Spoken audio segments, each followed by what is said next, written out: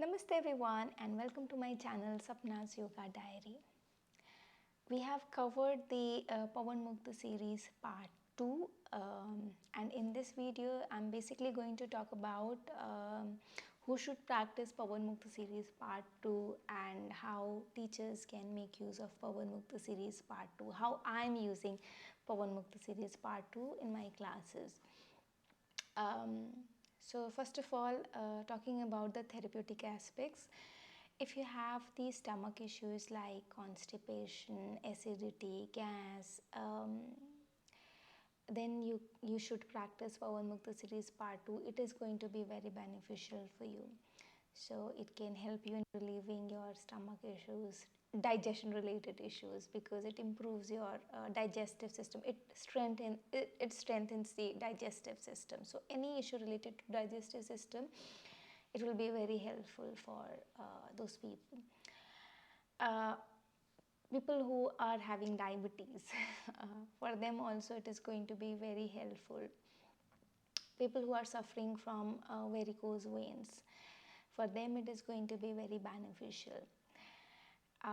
So yeah, these are some of the therapeutic aspects of Pawanmukta series part 2, and for my private clients also I make use of it if they have any of such issues. Um, like core strengthening. For core strengthening, Naukasana, it is exceptional practice. So if you are working on the core strengthening, Naukasana is something that must be there in your practice. How I make use of these series in the group classes. In the group classes, I mostly have beginners. So depending on which level of students you have to choose the practice and what are their needs. Like if in my class I know people are suffering from, I take the health requirements of the students in advance. So I know if my students are facing stomach issues in general, uh, because stomach issues, it has become very common now, you know. So that's why I make sure that I include the Pawanmukta series part 2 in the practice at least once in a week. My students practice Pawanmukta series part 2, not every movements together, but selected movements in a class, which I know they should be comfort. You should not include just any practice. You should be aware of your students' flexibility level and include the appropriate practice accordingly. And that's how I use Pawanmukta series part 2. I generally include it in the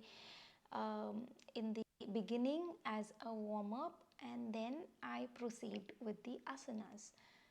Because generally Pawanmukta series part 2, they are dynamic movements, and if I know if somebody is struggling with the hip flexibility, then also I use the Pawanmukta kriyas like Padasanchalan, Asana and all. So I make use of those movements in the group setting. So depending on the student's requirement, you look at the group together and see what are the common requirement, and then pick up the practice from that series. It is very helpful for in the group settings, because in the group classes they need variations, you know. So yeah, the Pawanmukta series part 2 gives you a lot of options to explore. So yeah, that's how I make use of it. And in my personal practice also I use Pawanmukta series part 2, especially Naukasana, for my core strengthening. So yeah, that's about Pawanmukta series part 2. You must practice it too good. It's just too good. So yeah, that's about it. If you have any questions related to this series, you can message me on the comment section.